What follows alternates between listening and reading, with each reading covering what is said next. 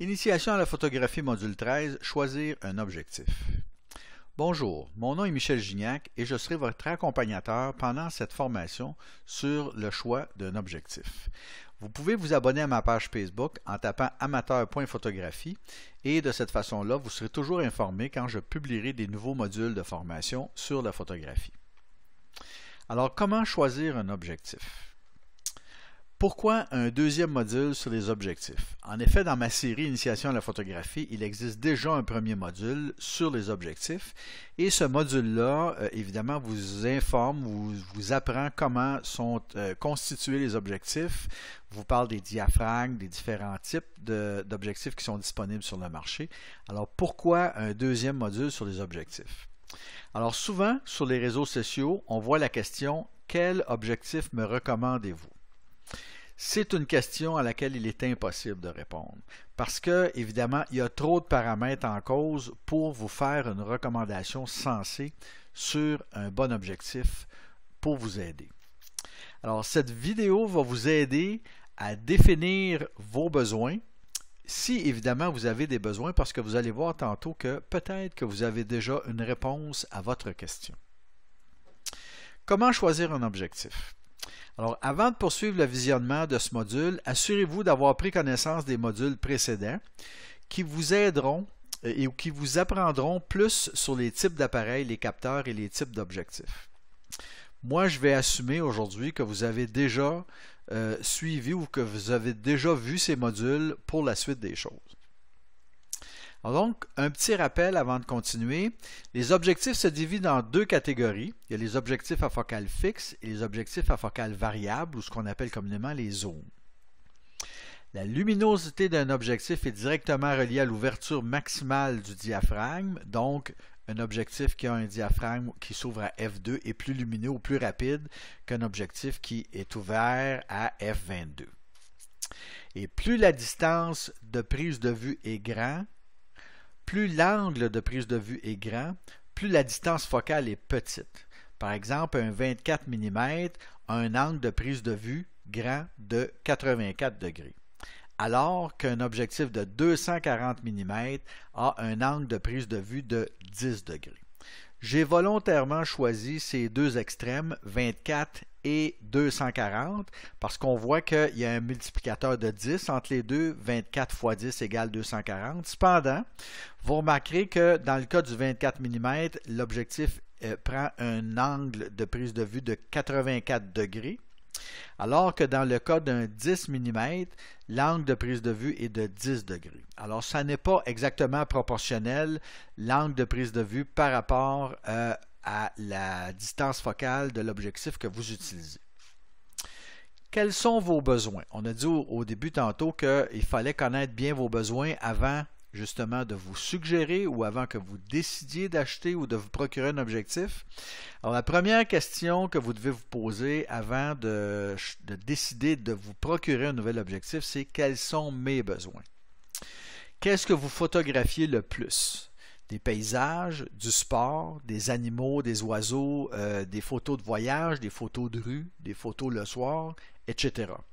Je vous donne un exemple. Je reviens d'un voyage d'un mois à l'étranger et 98% des images que j'ai photographiées, je les ai prises avec le zoom qu'on appelle le kit lens qui vient avec l'appareil photo, c'est-à-dire un 16-50 mm qui est l'équivalent sur un capteur plein écran d'une 24-75 mm.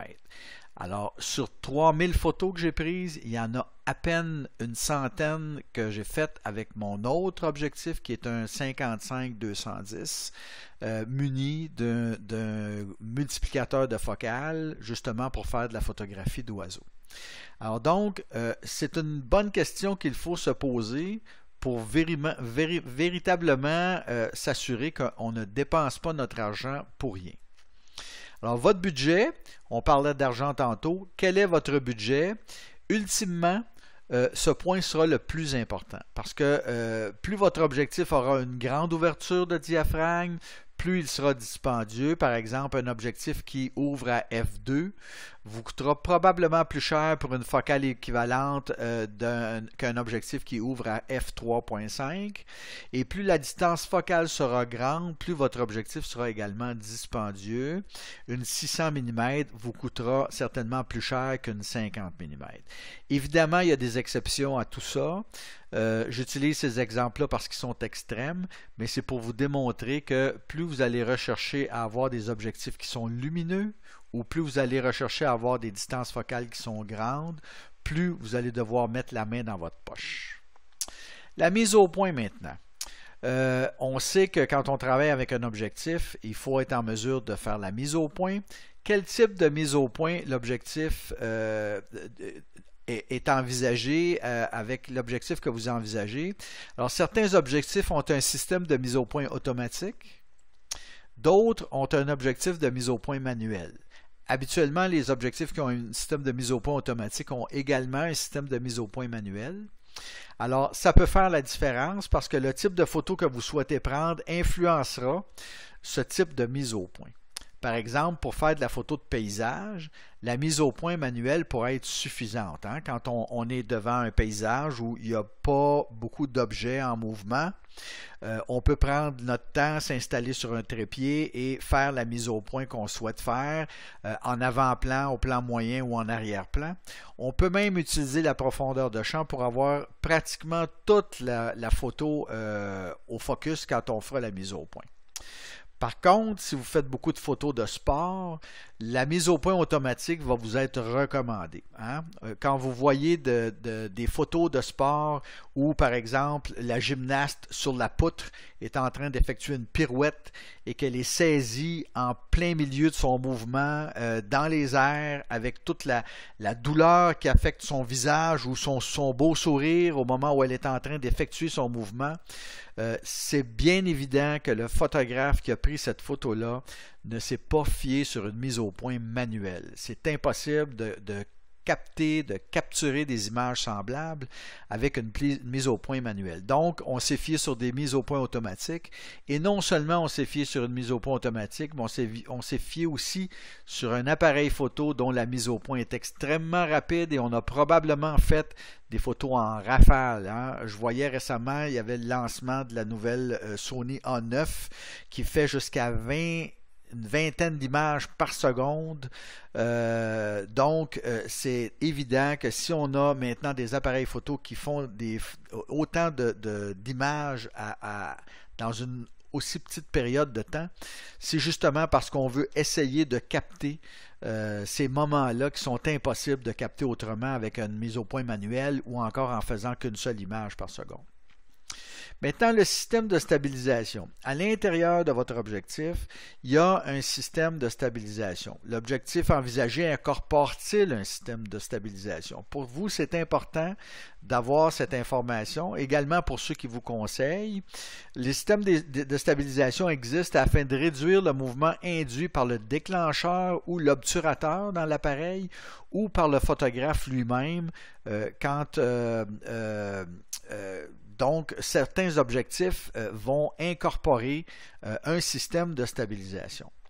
Maintenant, ces systèmes permettent de prendre des photos à des vitesses plus lentes.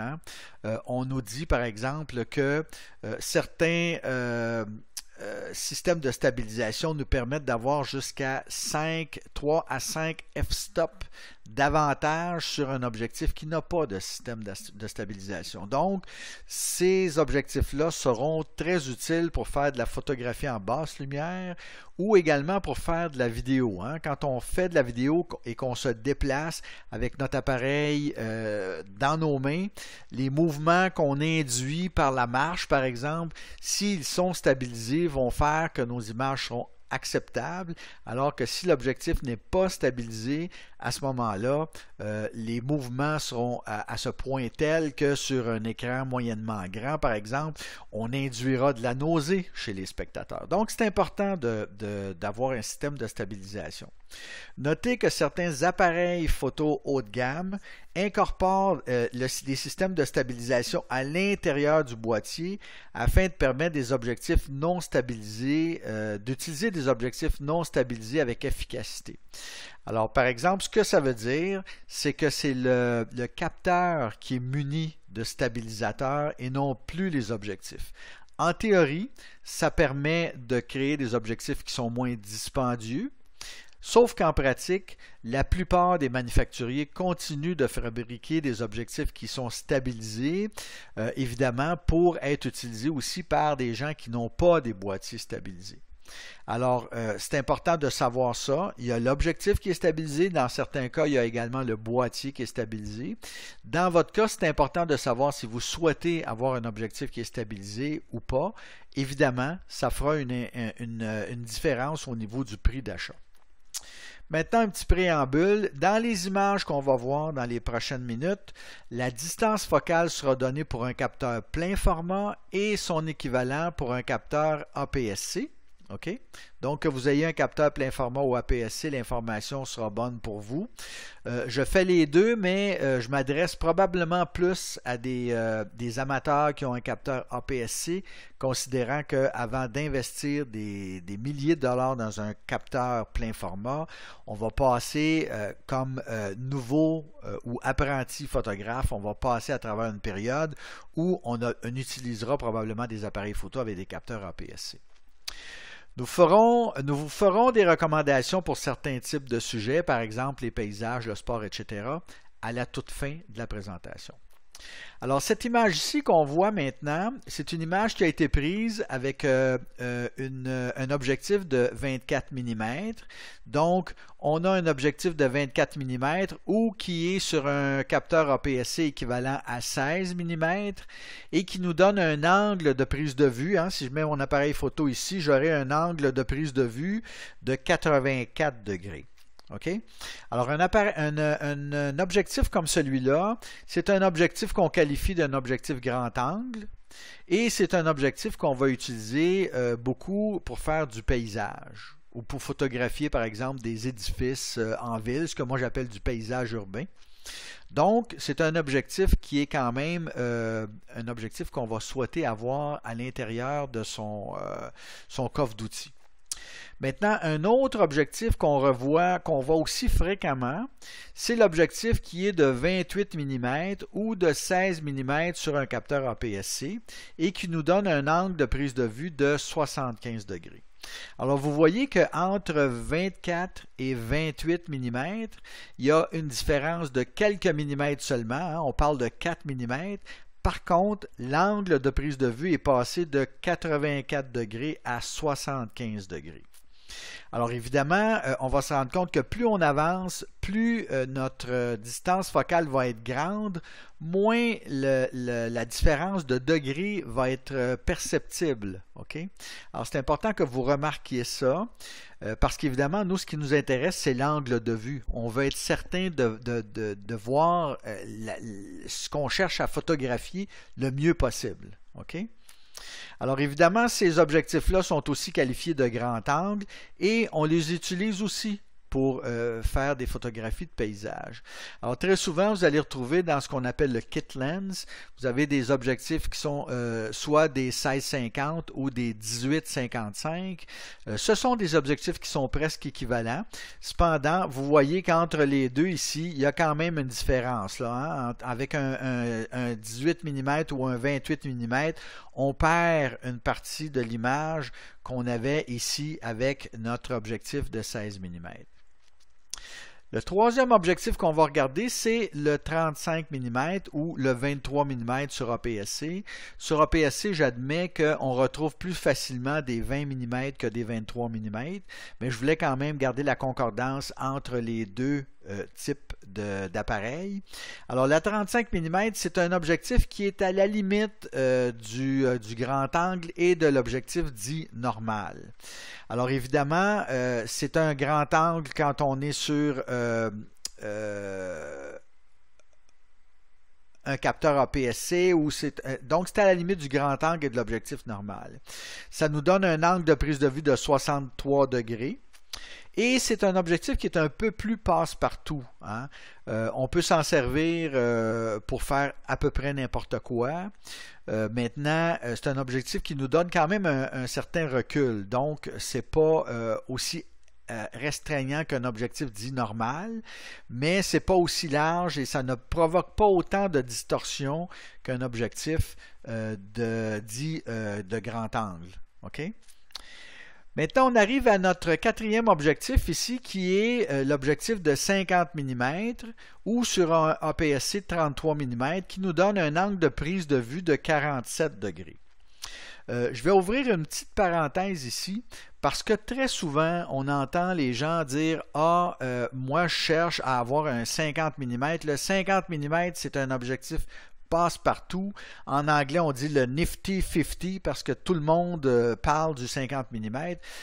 Il faut savoir historiquement que l'objectif de 50 mm, c'est l'objectif qui nous était fourni à l'époque où on achetait des 35 mm réflexes, donc des objectifs à film et non pas des objectifs numériques. Okay?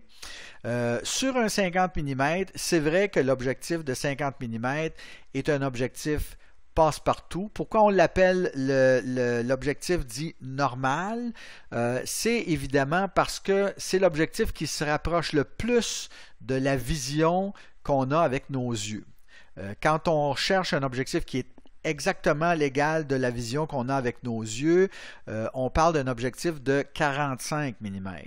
Maintenant, on a toujours plus ou moins fabriqué des 50 ou des 55 mm. Et ça, évidemment, ces objectifs dits normaux sont des objectifs qu'on retrouve sur des appareils photographiques argentiques, donc avec des films 35 mm. Donc, il faut comprendre que quand on prend un objectif de 50 mm et qu'on le place sur un capteur APS-C, on n'a plus un objectif normal. L'objectif normal sur un capteur APS-C serait plutôt un 33 mm et ce qu'on va retrouver dans le marché, c'est plutôt des 30 mm. Alors, si vous recherchez l'équivalent d'un 50 mm sur un capteur APS-C, vous devriez vous procurer un objectif de 30 mm et non pas un objectif de 50 mm parce que n'oubliez pas, comme je l'explique dans mon vidéo sur les capteurs, que la différence entre un capteur APS-C et un capteur plein format, c'est évidemment le multiplicateur par un facteur de 1,5. Alors, si je mets une 50 mm sur mon capteur APS-C, j'aurai l'équivalent d'une 75 mm qui est beaucoup plus un petit téléphoto qu'un objectif dit normal. Alors, il faut sortir de cette mentalité où le 50 mm, c'est un objectif normal. C'est vrai si vous avez un capteur APS-C dans votre appareil photo. Maintenant, si vous avez un capteur, c'est vrai, excusez-moi, je reprends. C'est vrai si vous avez un capteur plein format dans votre appareil photo. Ça n'est pas vrai si vous avez un capteur APS-C dans votre appareil photo. Alors évidemment, on dit que c'est un objectif passe-partout. Le 50 mm est un objectif passe-partout sur un capteur plein format et c'est un objectif, et le 30 mm est un objectif passe-partout sur un capteur de format APS-C. Alors, on continue avec notre prochain objectif. On va parler d'un objectif de 135 mm sur un capteur normal, sur un capteur plein format, et de 90 mm sur un capteur APS-C. Et notre angle de prise de vue est maintenant de 18 degrés. On est bien évidemment en face d'un téléobjectif. Et évidemment, notre téléobjectif va nous permettre de faire du portrait, du sport également, de la photographie de fond. On commence déjà à être en mesure avec un téléobjectif de ce niveau-là, à être capable de photographier, d'avoir une certaine distance par rapport à notre sujet pour photographier des petits animaux, un chevreuil, pas un lapin, mais un lièvre, par exemple, un canard, évidemment, qui n'est pas en vol et qui est près de nous sur la rive. Alors, on a un petit téléobjectif avec un 135 mm ou un 90 mm sur un capteur APS-C.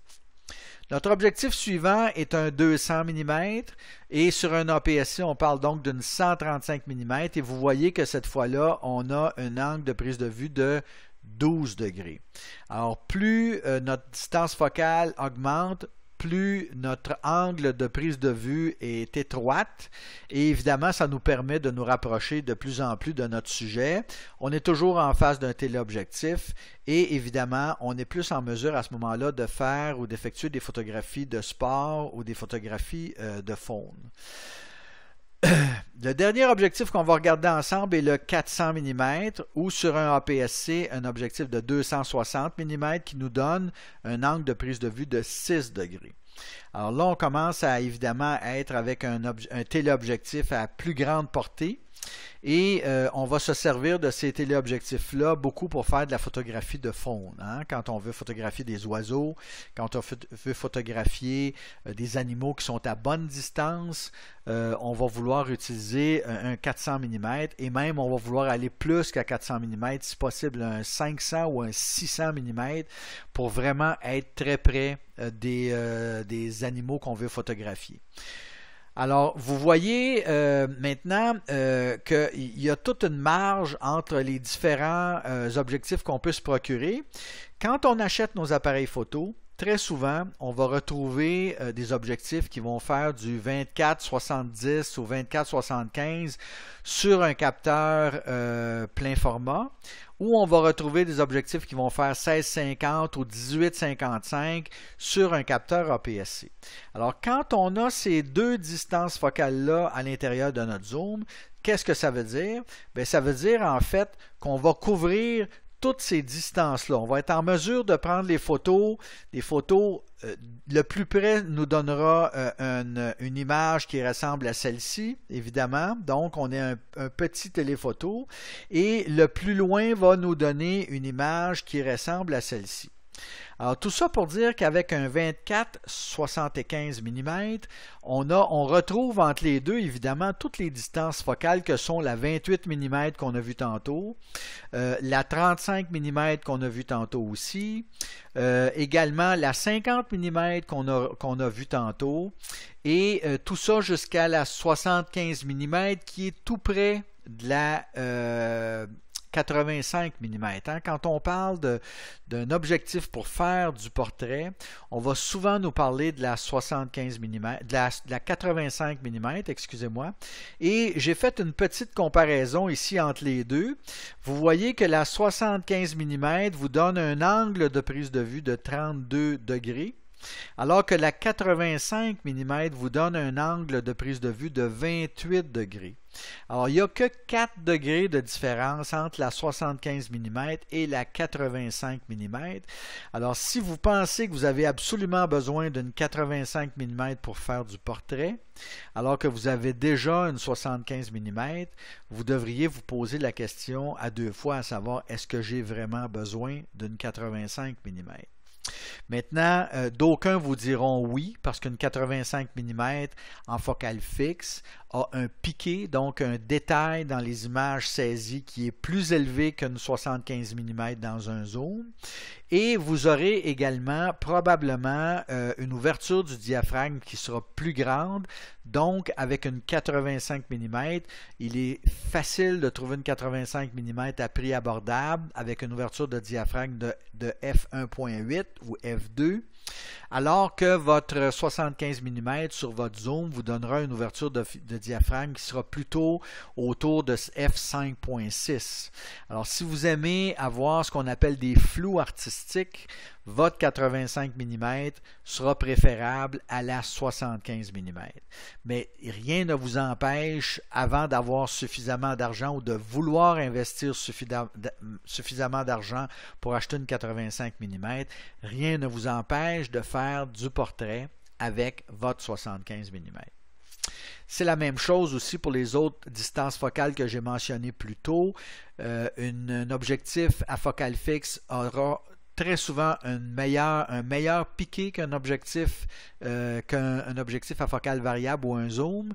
Maintenant, c'est un choix qu'on fait aussi Quand je vous disais tantôt que j'ai fait 99% des photos que j'ai faites avec mon petit zoom 16-50 équivalent 24-75, c'est parce que quand on est en voyage, quand on se promène sur la rue, quand on va dans des églises ou des monuments ou des édifices historiques pour faire de la photographie, on ne veut pas continuellement être en train de changer d'objectif. On veut utiliser un seul objectif pour faire tout ça. Premièrement, parce que ça nous sauve du temps. Mais deuxièmement, parce que n'oubliez pas non plus qu'à chaque fois que vous changez l'objectif sur un appareil photo, vous exposez toujours votre capteur à la poussière. Alors, si vous avez souvent des images avec des points, on les voit surtout dans le ciel, des espèces de taches qui sont assez circulaires, les probabilités que vous ayez de la poussière sur votre capteur sont très élevées. Et d'où vient cette poussière? Elle vient probablement du fait que vous avez changé votre objectif dans un environnement qui était moins sécurisé. Quand on change nos objectifs à l'extérieur, on soumet notre capteur à la poussière environnementale et ça peut être très problématique pour nos capteurs. Maintenant, on a changé de prise de vue ici. Tantôt, on était dans cette vision-là. On va venir maintenant chercher uniquement cette portion-là de l'image ici, parce que le deuxième objectif qu'on va regarder, c'est un 50 ou un 55-200. OK? Alors, quand on utilise un objectif 55-200, il nous permet d'avoir cet angle de prise de vue-là ici, et il nous permet également d'aller jusqu'à cet angle de prise de vue-là ici. Alors évidemment, vous voyez qu'il y a quand même beaucoup de possibilités d'images entre ces deux images-là ici. On peut venir cadrer autant comme on le souhaite. On a beaucoup de flexibilité. Donc, excusez-moi, je suis changé trop rapidement. C'est très important de savoir encore là qu'avec une 55-200, on couvre toujours notre 55 degrés. Notre 55 mm, je m'excuse. On couvre également notre 85 mm, notre 105 mm, notre 135 mm jusqu'à 200 mm. Ça, c'est sur un capteur APS-C, évidemment. Si on était sur un capteur normal, on aurait plutôt une 35 à 135 mm sur un capteur plein format, qui serait l'équivalent de notre 55-200. J'ai retenu la 55-200, comme je le mentionnais tantôt. Je pense qu'une bonne proportion de vous avez un capteur APS-C et non pas un capteur plein format sur votre appareil photo.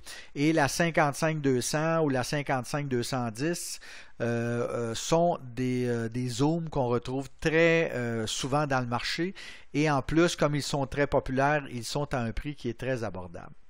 Maintenant, vous remarquerez également que quand on a les deux zooms, soit le 16-50 et le 55-200, on couvre une plage d'angle de prise de vue qui est assez grande. Hein? On est dans un ratio de pratiquement 1 à 10. Donc, on couvre beaucoup d'espace avec ces deux objectifs-là. Et évidemment, si on veut en tirer le maximum de profit, on peut s'en servir à beaucoup d'occasions. Maintenant, dans les suggestions, avant d'acheter un objectif, demandez-vous si la distance focale recherchée n'est pas déjà disponible. Alors, comme je le mentionnais tantôt, par exemple, un zoom 16-50 sur un capteur APS-C couvre déjà les focales 16, 20, 28, 35 et 50 mm. Et il en va de même pour un capteur, pas pour un capteur, mais pour un zoom 55-200. Sur un capteur APS-C, il couvre également les distances focales de 55, 85, 105, 135 et 200 mm. Alors, il faut se poser cette question-là avant d'investir. Si vous avez besoin d'un objectif pour une occasion spécifique ou pour quelques occasions, à ce moment-là, demandez-vous si il ne serait pas préférable que vous utilisiez les objectifs que vous avez déjà. Et avant de vous procurer un objectif, un exercice que vous pouvez faire, c'est par exemple de dire aujourd'hui, moi je vais faire de la photo et je vais prendre mon zoom 16-50 et je vais tout faire les photos avec mon zoom mais toujours à 50 mm. Donc, je n'utiliserai pas les autres distances focales. Je vais mettre mon zoom au maximum. Et toute la journée, je fais des photos avec ma 50 mm. Vous allez voir à ce moment-là les avantages que vous avez à utiliser une 50 et vous allez voir également les contraintes que vous avez à utiliser une 50 mm. C'est la même chose pour votre objectif 55-200. Si vous avez l'intention, par exemple, de vous acheter une 85 mm ou une 50 mm pour faire du portrait, à ce moment-là, utilisez votre 55-200 et essayez de faire du portrait toute la journée, par exemple à 50 mm ou par exemple à 85 mm. Vous allez voir à ce moment-là comment vous êtes à l'aise avec un objectif de cette distance focale-là, parce que le cadrage que vous allez obtenir avec une 85 mm sera exactement le même que le cadrage que vous obtiendrez avec votre zoom 55-200, mais qui est réglé à 85 mm. Photo basse lumière maintenant. Pour la photo basse lumière, recherchez un objectif à focale fixe stabilisé à grande ouverture. On parle là d'ouverture de f1.4, f1.8, f2, f2.8. Cependant, les objectifs stabilisés vous donnent 3 à 5 f-stop de plus qu'un objectif qui est non stabilisé. Par exemple, je vois souvent au niveau des gens qui utilisent des appareils photo sans miroir, on peut maintenant avec un adapteur se procurer de vieilles lentilles, de vieux objectifs. À ce moment-là, si vous voulez procéder de cette façon-là, ces vieux objectifs-là sont en général pas stabilisés. Et un objectif qui est stabilisé vous donne 3 à 5 f-stop de plus. Ce qui veut dire que, par exemple, un objectif stabilisé qui ouvre à f5.6 sera équivalent en termes d'exposition à la sensibilité de la lumière à un objectif ouvrant à f2. Parce que, évidemment, si vous avez un gain de 3 f-stop, ça veut dire que vous pouvez réduire la vitesse de votre obturateur sans affecter les flous qui sont générés par un manque de vitesse parce que votre objectif est compensé. Alors, vous allez pouvoir réduire la vitesse de votre obturateur de 1/125e à 1/60e à 1/30e à 1/15e de seconde. Donc, vous allez pouvoir faire des photos à 1/15e de seconde à f5.6 pour un même apport de lumière sur votre capteur qu'un appareil photo qui aurait un objectif qui n'est pas stabilisé, mais qui a une ouverture de f2.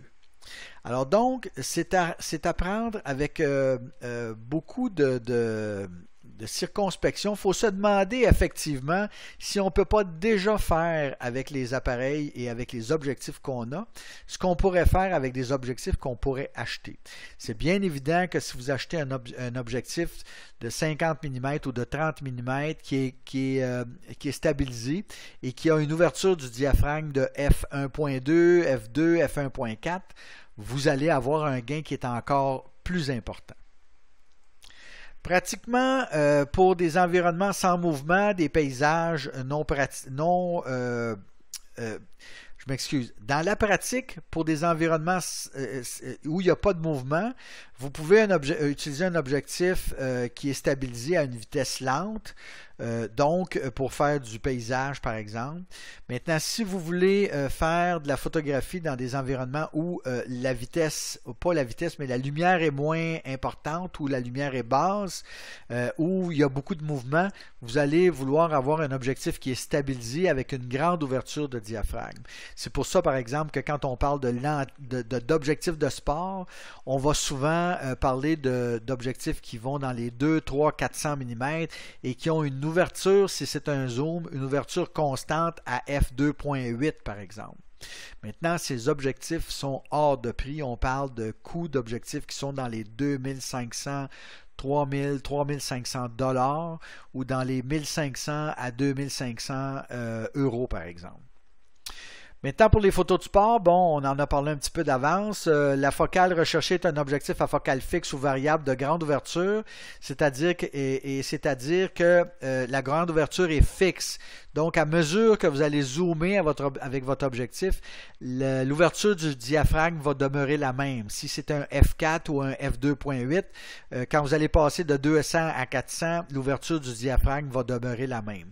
Si vous utilisez un objectif classique, un zoom standard, qui est indiqué par exemple 3.5 à 5.6 ou 3.5 à 6.3, quand vous allez passer de 200 à 400 en zoomant, l'ouverture du diaphragme va également passer de 3.5 à 5.6 ou 6.3. Donc, à mesure que vous allez zoomer sur votre sujet, vous allez avoir une perte de lumière. Alors encore là, évidemment, ces objectifs-là vont être recherchés, mais vont être également dispendieux. Alors pour faire de la photo de sport, il est préférable d'avoir un objectif qui soit stabilisé. Les autres considérations, souhaitez-vous pouvoir faire la mise au point automatique ou manuel seulement avec votre objectif? Souhaitez-vous un mode de mise au point automatique ultra rapide? Il y a des objectifs qui ont aussi non seulement une mode de mise au point automatique, mais une mode de mise au point ultra rapide. On va parler souvent de mise au point sonic sur certains modèles. Alors évidemment, dans le cas où on fait du sport, on veut que la mise au point soit ultra rapide. Et finalement, souhaitez-vous que l'objectif corrige les vibrations et les mouvements, donc qu'il soit stabilisé à faible lumière avec ou sans trépied. Donc, c'est important de se poser ces questions-là. Il ne faut pas juste vouloir définir quelle distance focale on recherche. Je veux une 85 mm, je veux une 50 mm, je veux une 30 mm, une 400 mm, mais est-ce que j'ai besoin d'avoir une mise au point automatique en plus? Est-ce que j'ai besoin d'une mise au point ultra rapide et est-ce que j'ai besoin d'un objectif qui est stabilisé? Chacun de ces items-là va venir augmenter le prix de votre objectif. Maintenant, je vous donne ici l'adresse d'un site web qui s'appelle DxOMark. C'est un site qui est en anglais. Maintenant, si vous voulez vous procurer un objectif, pour connaître la qualité de l'objectif que vous voulez vous procurer, je vous propose d'aller sur ce site web qui s'appelle dxomark.com. Pourquoi? Parce que c'est un des extrêmement rares sites web qui analyse les objectifs, la qualité des objectifs sur ce qu'on appelle des bancs optiques. Donc, il ne se fie pas qu'à un point de vue subjectif. Je vois souvent sur YouTube des gens qui vont comparer des objectifs. Ils vont mettre deux objectifs équivalents, une 85 mm de Sigma avec une 85 mm de Canon, par exemple, sur leur appareil photo Canon.